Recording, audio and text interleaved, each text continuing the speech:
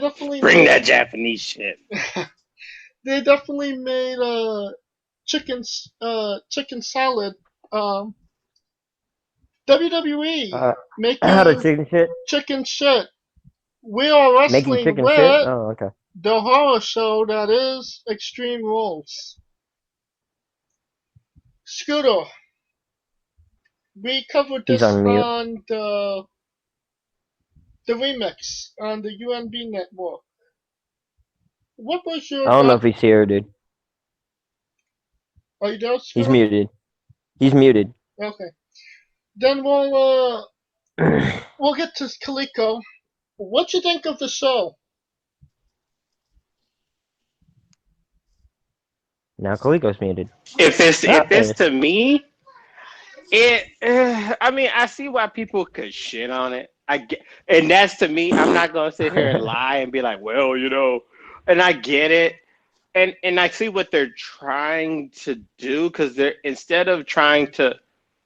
trying to keep from having, they're trying to keep a mix of having live matches and having tape matches to try to give it a theater feel versus a match feel. And my thing was when they did that Taker Styles, I felt like that was kind of like the floodgates for them to keep pushing it and pushing it and pushing it and pushing it.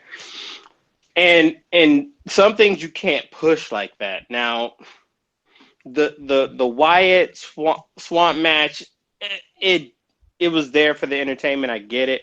But to me, this pay-per-view left a lot of inconclusives. In the sense of Sasha and Asuka, it left the inconclusive for MVP and Apollo Crews, which we know now. But I'm just saying, just in the simple fact that there were no definites with those, it just kind of like, you know what I mean? Right. What do you think about the eye for an eye match? A beautiful nightmare. So, good, bad, you didn't like it? It was, they painted themselves in a corner with the match. From Jump Street, they had no choice but to go with what it was. I kind of knew Seth was gonna win because there's no way Ray was gonna, win that match. It was a good match until it got to the end where they were trying to figure out how you're gonna do the whole eye thing. You know what I mean? Because that's where it gets you. They had a lot of solid matches. It just when it got to the endings and the finishes, it got wonky. And it just felt like they were trying to do too much to me. Does that make sense? It got Shawn Michaels' wonky eye. Yeah. Because you knew they were going to take, 30 seconds or so to slip the false eye, and it wasn't as gory. Didn't we see it in his eye, in his hand? The other one. We saw something that looked white in his right. hand. Right. That's what I'm saying. Which if anybody tells you, the eye wouldn't come that far out. That you could hold. Anyone who can get tricked by WWE. Anyone who can get tricked by WWE like that, if they're stupid enough and gullible enough, whatever, dude. And if people weren't realizing the fact that Mysterio was holding it in his right hand, I just said gullible. Which means he was holding his right eye. Huh? His right eye was the one that was covered, and that doesn't mean just because it's his right hand. Wait. You can interchange your hands, man. I get what he's saying because during the storyline, the whole purpose was his right eye was fucked up, and then you mean technically he that's lost what you eye. Right. Okay, I get what you're saying now. Okay, I thought you meant something else. Yeah, we thought he was going to lose the other eye instead of the same fucking eye. Oh, so they basically did a Kane, where Kane you used to have the fucking contact lens over the right eye, and then 3 years later changed it to the left eye out of nowhere. Yeah. What they should have done is not meant it literally, and meant it as sort of We've said theoretically, I got you. The winner would be the first person to successfully execute their opponent's finisher. Or something more serious than that. Like if Mysterio could do the stomp, or if Rollins could hit Mysterio with a frog. How about the first to knock? Well, I was gonna say the first to knock one out, the first to knock the person out. Yeah, I mean, and the other thing that like a KO match was a broken bone match. Oh. You know, like that's easy to pull off without. I would go for a knockout, like my idea, make it like a knockout match. The person knock the person out. But then you have that. Then that's an eye for an eye, man. Yeah. Yeah, but then how is that? How's that any different from a last man standing match? True. Okay. Sorry. You got it. You got me. I mean, yeah, we have the knockout. You got me. You're right. I mean, we have the knockout option in video games. But then, how do you really determine? I would probably need more time. I could think of a much better idea than finisher, though. Not finisher. Could have done tooth for a tooth. Oh, no, that would have been stupid too. You know, you can't do body parts, in my opinion. They had pliers, and it's a lot easier. I'm sure you technically could, but I'm just saying it was stupid to do the eye thing. It would have been stupid to do a tooth thing. It should have been theoretical, like you said. Or it should have been like hair versus mask. Or pride, like something intangible, dude. I think maybe the mask. Seth is not losing why not? them Wait, lots, hold on. Is it just me? I just thought of this. Why not fuck the fucking mask? If you want to retire Mysterio, you go after the mask. Yeah, but we've seen about that as mask. But he's always, but he never kept it off. What I'm saying is, like, have a match where if he loses his mask, he loses it for good. I think we could all agree that we. And then he retires. But then he could come back as Freddy Krueger from Freddy vs. Jason. Or he could come out as a new evolution of Rey Mysterio. How about that? I think we could all agree that we didn't like the finish of the match, that obviously the eye was a little bit hokey. I'm just saying he needs to change it up. He's been riding this... Hold on. He's been riding this trajectory since, like, 2006. He's been riding the same trajectory, in my opinion. So, sorry. Go ahead. Would it have been better if they would have done completely and utterly hokey and him just, like, hold an eyeball in his hand with the blood and... You know, the eye looking around. Would that have been better, or... There would have been no way they could have done that. Yeah, there's no way they could have done that in a wrestling match. If they had did it as a theater... Not feasibly, yeah. If they had did it as a theater match, then I can see your point. But it a didn't cinematic make no experience, and it didn't... A cinematic. Didn't you think it was going to be in a cinematic experience, Scooter? It was believed that this was right. It would have worked way better that way. It would have worked way better that way. And plus, don't have the guy that won the match throw up after the match. Well, I think that's the only good point of storytelling this match had. The fact was the throwing up. I don't know how your eye socket makes you throw up, but okay. It's the fact that somebody's eyeballs out. Yeah, the fact he's reacting to the gore. I get that. The fact that he's possibly showing remorse. I get you. It's gross that somebody's eye just came out of their head, and I mean, I understand it. Doesn't mean I agree with it. You know, I understand it. I don't agree with it. I mean, he didn't show remorse the next night. That's his character. That's the whole point of being, the modern day David Koresh. Thinks he's the shit, literally. Well, at least they had a match before they got to the hokey shit. The same cannot be said about Bray But it was all tailored around the hokey shit. It was all about trying to get that eye out. I'm trying to make a segue here. The same couldn't be said for Bray Wyatt and Braun Strowman, who had a swamp fight. I don't know what happened in that match. I didn't watch highlights on it. You are the lucky one, Mitch. Oh, cool. Yeah. Scooter, you and me watched that live. I mean, they finally pulled. I mean, I like the fact that they actually pulled stuff from Braun's past with Alexa Bliss. I mean, I don't think there's any fan who didn't think that Braun and Alexa kind of made a cute couple based on size. The fact that they kind of pulled the trigger on her being a modern day incarnation of Sister Abigail, even if it was supposed to be a hallucination, of Braun.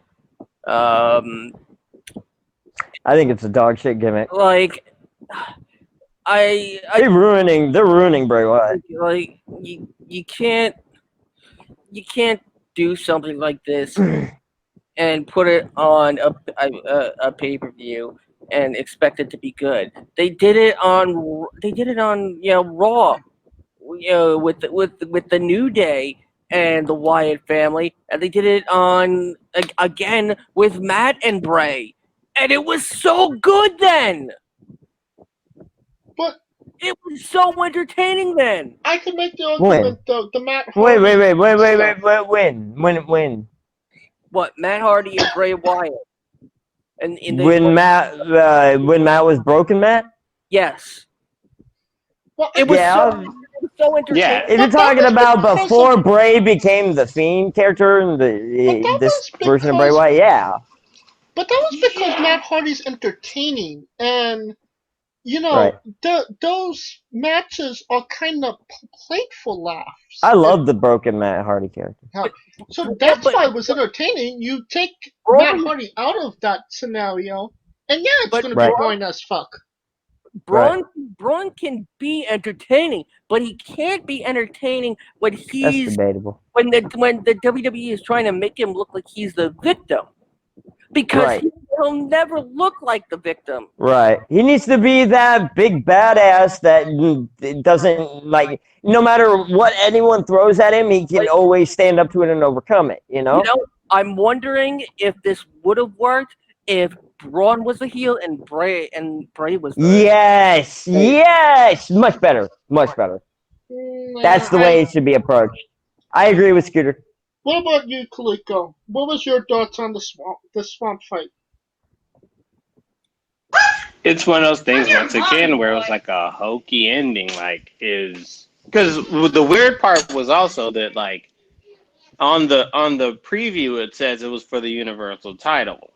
But it was announced in advance that it was going to be non-title. Right. So, but even they have a history of false advertising, though. Come on. But even with that, you have Bray. Braun getting eaten by the gator. So what the fuck's gonna happen now? Cause is that really what happened? Because by logic. How did they? Wait! I didn't watch it. So let me ask. I'm kind of confused here. So wait, okay. They had an alligator eat a human who's bigger than an alligator? How? Braun technically drowned. So they had him dragged into the river or whatever. Yeah, and then the Fiend popped up. Yeah. That is some definite McMahon bullshit. Wow. I mean, McMahon was responsible for the Asuka Sasha Banks finish too. He's responsible for everything. What are you talking about? No, I heard that Vince McMahon had nothing to do with the swamp fight, and that it was. That's some bullshit. He has something to do with everything, dude. That's why he kicked Heyman out, because he wants more control. He was focusing on Heyman had the trajectory. The show felt so differently, dude. Now with Pritchard and him, you can see a difference. I can. Either way, Bray Wyatt is drowning his own career with these matches. Yeah, that's what I thought. Yeah. We're talking about somebody taking their eye out. He literally drowned the motherfucker. So, I guess he's like Rey Mysterio now? He kills motherfuckers? I don't know.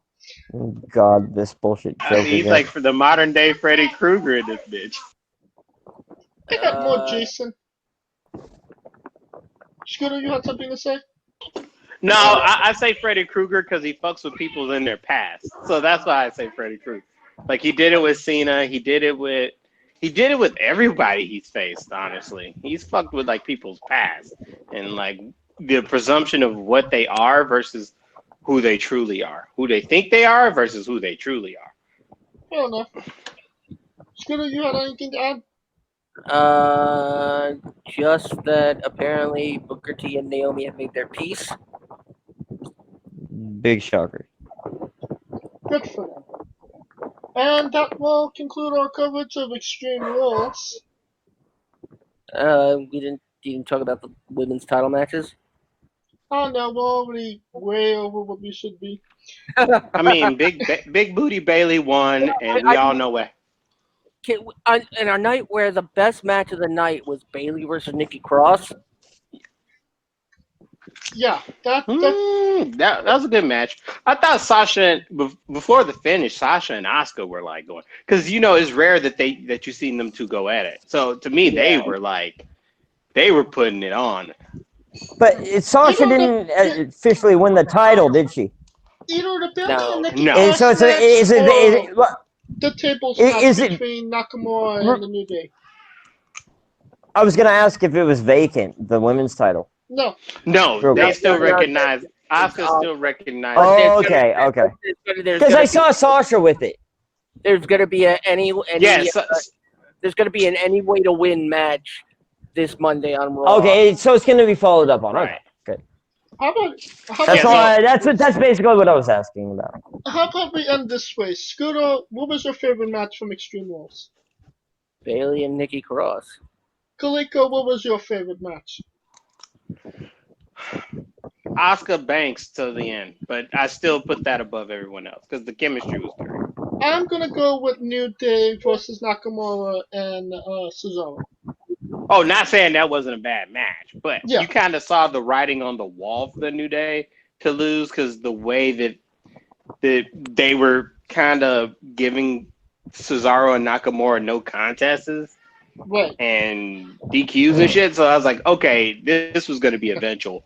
The Asuka Banks thing was, to me, a bigger consequence because, to me, this is like, okay, is the Four Horsewomen becoming the new clique of the WWE, or is this really something where are they going to take the title off Asuka after she's been like the MVP of this whole quarantine shit in some ways?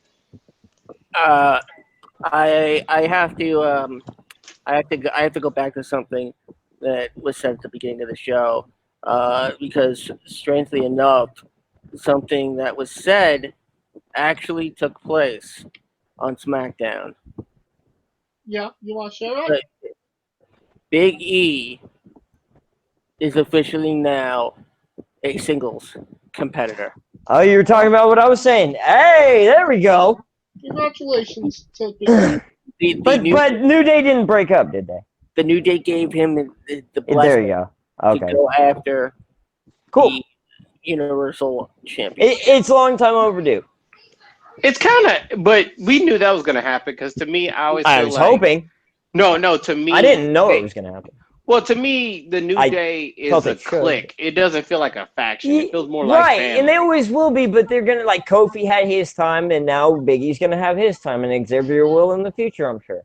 Yeah, and Kofi's gonna be right there with them the same way. So I don't. Right, but they don't have to break up. When everyone asks, "Oh, they're gonna break up," that's my thing. They don't have to break up. You're right. I agree with That's where I was getting at. Because people kept saying, "Oh my God, they need to break up so Big E no, can do this." No. And to me, they're better as a collective than they are apart. And I'm sure we'll cover more on Big E's single runs next week. For right now, we'll conclude our coverage of Extreme Rules and conclude the show as well. If you like us, please like, subscribe, comment both on YouTube and Castbox. And you can join in on the conversation on Twitter. You can find me at JamesJ993. Where can they find Kaliko? What? No evil? I mean, that would be another fucking hour. Holy shit. I am Kaliko. Actually, yeah, it could be. That could be a whole nother fucking episode. We'll cover it next week for Especially sure. with you two, yeah. Bro, it's a whole bunch of shit. Like, he's still a champ with the group. Is that like, bro? New Japan kind of like fucked everybody up with that story. I was like, yo. If you want to have a conversation with Kaliko on Twitter about evil, where can you find Kaliko? I am Kaliko. Yo, we can go into hypotheticals with that shit. And if Mitch Mayhem tweeted, where would Mitch Don't Mayhem give me tweet? that bullshit. I tweet when I want to fucking tweet. And Mitch Mayhem X. You'll fucking tweet when I tell you to tweet. Oh, fuck off, dude. You better shut the fuck up. You don't have no power over me, bitch. He doesn't tweet, he twats. This is true. Okay. What sense does that make? Whatever. Scooter Dust. You can find me at Mitch's mom. I mean, In a sewage pipe. oh, your mom moved out. No, you, not my mom, you. You can find me at Scooter Dust and at UNB Wrestling. For Kaliko Yachts, Mitch Mayhem, Scooter Dust, I'm James J, and this has been Wrestling with Entertainment. Mitch has a Here claim. you always get your dick to go.